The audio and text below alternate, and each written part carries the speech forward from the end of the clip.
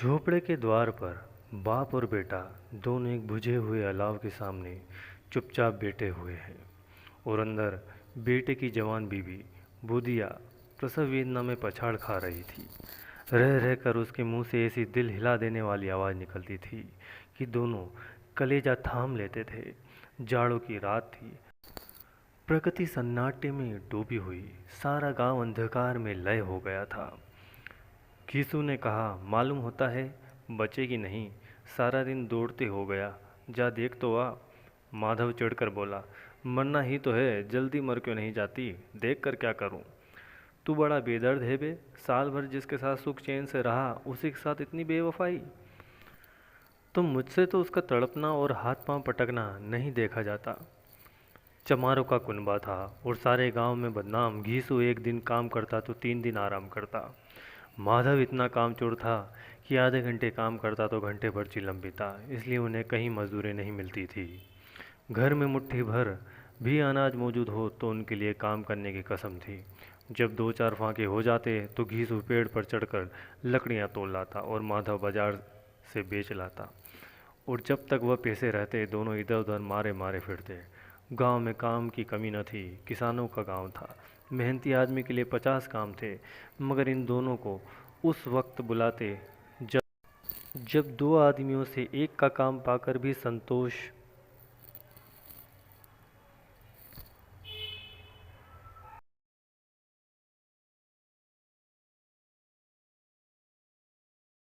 कर लेने के सिवा और कोई चारा न होता। अगर दोनों साधु होते तो उन्हें संतोष और धैर्य के लिए संयम और नियम की बिल्कुल ज़रूरत न होती। यह तो इनकी प्रकृति थी। विचित्र जीवन था इनका। घर में मिट्टी के 2-4 बर्तन के सिवा कोई संपत्ति नहीं। फटे चिथड़ों से अपनी नग्नता को ढाके हुए जिए जाते थे। संसार की चिंताओं से मुक्त, कर्ज से लदे हुए, गालियां भी खाते, मार भी खाते, मगर कोई गम नहीं। दिन इतने की वसूली का बिल्कुल आशा न रहने पर भी लोग इन्हें कुछ न कुछ कर्ज दे देते थे। मटर आलू की फसल में दूसरों के खेतों से मटर या आलू उखाड़ लाते और भून भान कर खा लेते, या 10-5 ऊख उखाड़ लाते और रात को चूसते। घेसू ने इसी आकाशवृत्ति से 60 साल की उम्र काट दी और माधव भी सपूत बेटे की तरह बाप ही के पद चिन्हों पर चल रहा था, बल्कि उसका नाम और भी उजागर कर रहा था। इस वक्त भी दोनों अलाव के सामने बैठकर आलू भून रहे थे, जो कि किसी खेत से खोद लाए थे। घीसू की स्त्री का तो बहुत दिन हुए देहांत हो गया था। माधव का ब्याह पिछले साल हुआ था। जब से यह औरत आई थी, उसने इस खानदान में व्यवस्था की नींव डाली थी और इन दोनों बेगरतों को दो जग भरती रहती थी। जब से वह आई, यह दोनों और भी आराम तलब हो गए थे, बल्कि कुछ अकड़ने भी लगे थे। कोई कार्य करने को बुलाता और उन्हें ब्याज भाव से दुगनी मजदूरी मांगते। वही औरत आज प्रसव वेदना से मर रही थी और यह दोनों इसी इंतजार में थे कि वह मर जाए तो आराम से सोए। घीसू ने आलू निकाल कर छीलते हुए कहा, जाकर देख तो क्या दशा है उसकी। चुड़ैल का फिसाद होगा और क्या। यहाँ तो ओझा भी 1 रुपये मांगता है। माधव को भय था कि वह कोठरी में गया तो घीसू आलू का बड़ा भाग साफ कर देगा। बोला, मुझे वहाँ जाते डर लगता है। डर किस बात का है, मैं तो यहाँ हूँ ही। तो तुम ही जाकर देखो ना। मेरी औरत जब मरी थी तो मैं 3 दिन तक उसके पास से हिला तक नहीं, और फिर मुझसे लजाएगी कि नहीं। जिसका कभी मुंह नहीं देखा, आज उसका उगड़ा हुआ बदन देखूं, उसे तन की सूध भी तो ना होगी। मुझे देख लेगी तो खुलकर हाथ पांव भी ना पटक सकेगी। मैं सोचता हूँ कोई बाल बच्चा हुआ तो क्या होगा। सोंड गुड़ तेल कुछ भी तो नहीं है घर में, सब कुछ आ जाएगा, भगवान दे तो। जो लोग अभी 1 पैसा नहीं दे रहे हैं वे कल ही बुलाकर रुपए देंगे। मेरे 9 लड़के हुए, घर में कभी कुछ न था, मगर भगवान ने किसी न किसी तरह बेड़ा पार ही लगाया। जिस समाज में रात दिन मेहनत करने वालों की हालत उनकी हालत से कुछ बहुत अच्छी न थी, और किसानों के मुकाबले में वे लोग जो किसानों की दुर्बलताओं से लाभ उठाना जानते थे, कहीं ज़्यादा संपन्न थे। वहाँ इस तरह की मनोवृत्ति का पैदा हो जाना कोई अचरज की बात न थी। हम तो कहेंगे घीसू किसानों से कहीं ज़्यादा विचारवान था, और किसानों के विचार शून्य समूह में शामिल होने के बदले बैठकबाजों की कुत्सित मंडली में जा मिला था। हाँ, उसमें यह शक्ति न थी कि बैठकबाजों के नियम और नीति का पालन करता, इसलिए जहाँ उसकी मंडली के और लोग गाँव के सरगना और मुखिया बने हुए थे, उस पर सारा गांव उंगली उठाता था, फिर भी उसे यह तस्कीन तो थी ही कि अगर वो हटे हाले तो कम से कम उसे किसानों की सी जी तोड़ मेहनत तो नहीं करनी पड़ती, और उसकी सरलता और निर्भीकता से दूसरे लोग बेजा फ़ायदा तो नहीं उठाते। दोनों आलू निकाल निकाल कर जलते जलते खाने लगे। कल से कुछ नहीं खाया था, इतना सब्र न था कि ठंडा हो जाने दे। कई बार दोनों की जबानें जल गई। छिल जाने पर आलू का बाहरी हिस्सा जबान, हलक और तालू को जला देता था, और उस अंगारे को मुंह में रखने से ज़्यादा खैरत इसी में थी कि वह अंदर पहुंच जाए। वहाँ उसे ठंडा करने के लिए काफ़ी सामान थे, इसलिए दोनों ने जल्द जल्द निकल जाते। हालांकि इस कोशिश में उनकी आंखों से आंसू निकल आते। घीसू को उस वक्त ठाकुर की बारात याद आई, जिसमें 20 साल पहले वह गया था। उस दावत में उसे जो तृप्ति मिली थी वह उसके जीवन में एक याद रखने लायक बात थी, और आज भी उसकी याद ताज़ा थी। बोला वह भोज नहीं भूलता। तब से फिर उस तरह का खाना और भरपेट नहीं मिला। लड़की वालों ने सबको भरपेट पूड़ियाँ खिलाई थी। सबको, छोटे बड़े, सबने पूड़ियाँ खाई, और असली घी की चटनी, रायता, 3 तरह के सूखे साग, एक रसेदार तरकारी, दही, चटनी, मिठाई। अब क्या बताऊं कि उस भोज में क्या स्वाद मिला। कोई रोक टोक नहीं थी, जो चीज़ चाहो मांगो, जितनी चाहो खाओ। लोगों ने ऐसा खाया कि किसी से पानी न पिया गया। मगर परोसने वाले हैं कि पत्तल में गरम गरम गोल गोल सुवासित कचौड़ियाँ डाल देते हैं। मना करते हैं कि नहीं चाहिए, पत्तल पर हाथ रोके हुए हैं, मगर वह है कि दिए जाते हैं। और जब सबने मुंह धो लिया तो पान इलायची भी मिली, मगर मुझे पान लेने की कहाँ सूझ थी। खड़ा हुआ न जाता था। चटपट जाकर अपने कमर पर लेट गया। ऐसा दिल दरिया था वो ठाकुर। माधव ने इन पदार्थों का मन ही मन मजा लेते हुए कहा, अब हमें कोई ऐसा भोज नहीं खिलाता। अब कोई क्या खिलाएगा। वह जमाना दूसरा था। अब तो सबको किफ़ायत सूझती है। शादी ब्याह में मत खर्च करो, क्रियाकर्म में मत खर्च करो। पूछो गरीबों का माल बटोर बटोर कर कहाँ रखोगे। बटोरने में तो कमी नहीं है, हाँ खर्च में किफ़ायत सूझती है। तुमने एक 20 पूरियाँ खाई होगी। 20 से ज़्यादा खाई थी। मैं 50 खा जाता। 50 से कम मैंने न खाई होगी। अच्छा, तू तो मेरा आधा भी नहीं है। आलू खाकर दोनों ने पानी पिया, और वहीं अलाव के सामने अपनी धोतियां ओढ़कर पांव पीठ में डाले सो रहे, जिसे दो बड़े बड़े अजगर गिंडुलियां मारे पड़े हों। और बूढ़ी अभी तक करा रही थी। सवेरे माधव ने कोठरी में जाकर देखा तो उसकी स्त्री ठंडी हो गई थी। उसके मुंह पर मक्खियां भिनक रही थी। पथराई हुई आंखें ऊपर टंगी हुई थी। सारी देह धूल से लथपथ हो रही थी। उसका पेट में बच्चा मर गया था। माधव भागा हुआ घीसू के पास आया। फिर दोनों जोर जोर से हाय हाय करके छाती पीटने लगे। पड़ोस वाले ने यह रोना धोना सुना तो दौड़े हुए आए और पुरानी मर्यादा के अनुसार इन अभागों को समझाने लगे। मगर ज़्यादा रोने पीटने का अवसर न था। कफन की और लकड़ी की फिक्र करनी थी। घर में तो पैसा इस तरह गायब था जैसे चील के घोंसले में मांस। बाप बेटे रोते हुए गांव के जमींदार के पास गए। वह इन दोनों की सूरत से नफरत करते थे। कई बार इन्हें अपने हाथों से पीट चुके थे। चोरी करने के लिए, वादे पर काम पर ना आने के लिए। पूछा, क्या है बे घिसुआ, रोता क्यों है। अब तो तू कहीं दिखलाई भी नहीं देता, मालूम होता है इस गांव में रहना नहीं चाहता। घीसू ने जमीन पर सिर रखकर आंखों में आंसू भरे हुए कहा, सरकार बड़ी विपत्ति में हूँ। माधव की घरवाली रात को गुजर गई। रात भर तड़पती रही सरकार। हम दोनों उसके सिरहाने बैठे रहे। दवा दारू जो कुछ हो सका सब कुछ किया। मुदा वह हमें दगा दे गई। अब कोई एक रोटी देने वाला भी ना रहा मालिक। तबाह हो गए। घर उजड़ गया। आपका गुलाम हूँ, अब आपके सिवा कौन उसकी मिट्टी पाल लगाएगा।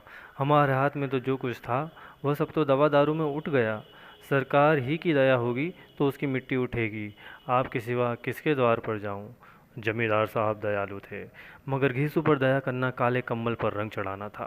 जी में तो आया कहते हैं, चल दूर हो यहाँ से। यूँ तो बुलाने से भी नहीं आता। आज जब गरज पड़ी तो आकर खुशामद कर रहा है, हरामखोर कहीं का बदमाश। लेकिन यह क्रोध या दंड देने का अवसर न था। जी में कुड़ते हुए 2 रुपए निकाल कर फेंक दिए, मगर सांत्वना का एक शब्द भी मुंह से न निकला। उसकी तरफ ताका तक नहीं, जैसे सिर का बोझ उतारा हो। जब जमींदार साहब ने 2 रुपए दिए तो गांव के बनिए महाजनों को इनकार का साहस कैसे होता। घिसू जमींदार के नाम पर ढिंढोरा भी पीटना जानता था। किसी ने 2 आने दिए, किसी ने 4 आने। 1 घंटे में घीसू के पास 5 रुपए की अच्छी रकम जमा हो गई। कहीं से अनाज मिल गया, कहीं से लकड़ी, और दोपहर को घीसू और माधव बाजार से कफन लाने चले। इधर लोग बांस वांस काटने लगे। गांव की नर्बदिल स्त्रियां आ आकर लाश देखती और उसकी बेकसी पर 2 बूंद आंसू गिराकर चली जाती थी। बाजार में पहुंचकर घीसू बोला, लकड़ी तो उसे जलाने भर को मिल गई है, क्यों माधव। माधव बोला, हाँ लकड़ी तो बहुत है, अब कफन चाहिए। तो चलो कोई हल्का सा कफन ले लें। हाँ और क्या, लाश उठते उठते रात हो जाएगी। रात को कफन कौन देखता है? कैसा बुरा रिवाज है कि जिसे जीते जी तन ढांकने को चिथड़ा भी ना मिले, उसे मरने पर नया कफन चाहिए। कफन लाश के साथ जल ही तो जाता है और क्या रखा रहता है। यही 5 रुपए पहले मिलते तो कुछ दवा दारू कर लेते। दोनों एक दूसरे के मन की बात ताड़ रहे थे। बाजार में इधर उधर घूमते रहे। कभी इस बजाज की दुकान पर गए, कभी उसकी दुकान पर। तरह तरह के कपड़े, रेशमी सूती देखे, मगर कुछ जचा नहीं। यहाँ तक कि शाम हो गई।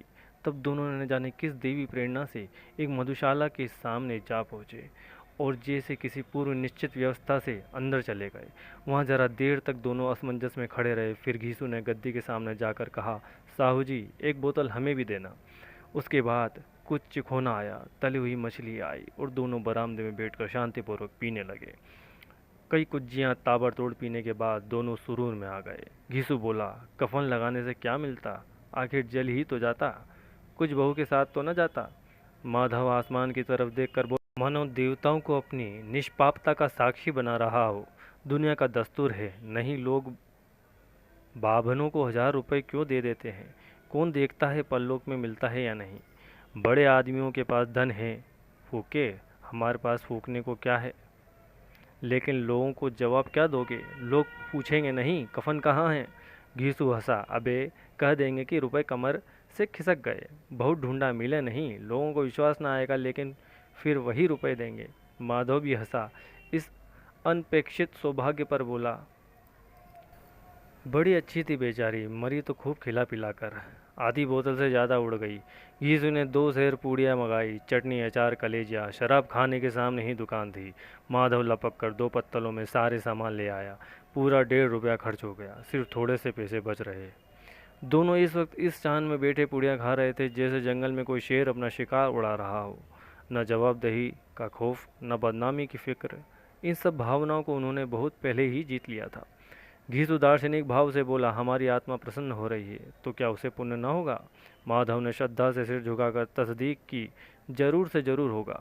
भगवान तुम अंतर्यामी हो, उसे बेकुंठ में ले जाना। हम दोनों हृदय से आशीर्वाद दे रहे हैं। आज जो भोजन मिला वो कभी उम्र भर न मिला था। एक क्षण के बाद माधव के मन में एक शंका जागी। बोला, क्यों दादा, हम लोग एक न एक दिन वहाँ जाएंगे ही। घीसू ने इस भोले भाले सवाल का कुछ उत्तर न दिया। वह परलोक की बातें सोचकर इस आनंद में बाधा न डालना चाहता था। जो वहाँ हम लोगों से पूछे कि तुमने हमें कफन क्यों नहीं दिया तो क्या कहोगे? कहेंगे तुम्हारा सिर। पूछेगी तो जरूर, तू कैसे जानता है कि उसे कफन न मिलेगा? तू मुझे ऐसा गधा समझता है? 60 साल क्या दुनिया में घास खोदता रहा हूँ। उसको कफन मिलेगा और बहुत अच्छा मिलेगा। माधव को विश्वास न आया। बोला, कौन देगा? रुपए तो तुमने चट कर दिए। वह तो मुझसे पूछेगी, उसकी मांग में तो सिंदूर मैंने डाला था। कौन देगा, बताते क्यों नहीं? वही लोग देंगे जिन्होंने अबकी दिया। हाँ, अबकी रुपए हमारे हाथ ना आएंगे। ज्यों ज्यों अंधेरा बढ़ता था और सितारों की चमक तेज होती थी, मधुशाला की रौनक भी बढ़ती जाती थी। कोई गाता था, कोई डींग मारता था, कोई अपने संगी के गले लिपटा जाता था, कोई अपने दोस्त के मुंह में कुल्हड़ लगाए देता था। वहाँ के वातावरण में सुरूर था, हवा में नशा। कितने तो यहाँ आकर एक चुल्लू में मस्त हो जाते थे। शराब से ज़्यादा यहाँ की हवा उन पर नशा करती थी। जीवन की बाधाएं यहाँ खींच लाती थी और कुछ देर के लिए यह भूल जाते थे कि वे जीते हैं या मरते हैं, या न जीते हैं न मरते हैं। और यह दोनों बाप बेटे अब भी मज़े ले लेकर चुस्कियाँ ले रहे थे। सबकी निगाहें इनकी ओर जमा हुई थी। दोनों कितने भाग्य के बली हैं, पूरी बोतल बीच में है। भरपेट खाकर माधव ने बची हुई पूड़ियों का पत्तल उठाकर एक भिखारी को दे दिया, जो खड़ा इनकी ओर भूखी आंखों से देख रहा था और देने की गौरव, आनंद और उल्लास का अपने जीवन में पहली बार अनुभव किया। यीशु ने कहा, ले जा, खूब खा और आशीर्वाद दे। जिसकी कमाई है वह तो मर गई, मगर तेरा आशीर्वाद उसे जरूर पहुंचेगा। रोए रोए से आशीर्वाद दो, बड़ी गाड़ी कमाई के पैसे हैं। माधव ने फिर आसमान की तरफ देखकर कहा, वह बैकुंठ में जाएगी दादा, बैकुंठ की रानी बनेगी। घीसू खड़ा हो गया और जैसे उल्लास की लहरों में तैरता हुआ बोला, हाँ बेटा, बैकुंठ में जाएगी। किसी को सताया नहीं, किसी को दबाया नहीं, मरते मरते हमारी ज़िंदगी की सबसे बड़ी लालसा पूरी कर गई। वह न बैकुंठ जाएगी तो क्या ये मोटे मोटे लोग जाएंगे, जो गरीबों को दोनों हाथों से लूटते हैं और अपने पाप को धोने के लिए गंगा में नहाते हैं और मंदिरों में जड़ चढ़ाते हैं?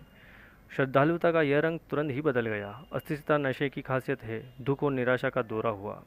माधव बोला, मगर दादा, बेचारी ने जिंदगी में बड़ा दुख भोगा, कितना दुख झेल कर मरी। वह आंखों पर हाथ रखकर रोने लगा, चीखे मार मार कर। घीसू ने समझाया, क्यों रोता है बेटा, खुश हो कि वह माया जाल से मुक्त हो गई, जंजाल से छूट गई, बड़ी भाग्यवान थी जो इतनी जल्द माया मोह के बंधन तोड़ दिए। और दोनों खड़े होकर गाने लगे, ठगिनी क्यों नैना झमकावे ठगिनी। पियक्कड़ों की आंखें इनकी ओर लगी हुई थी और यह दोनों अपने दिल में मस्त गाए जाते थे।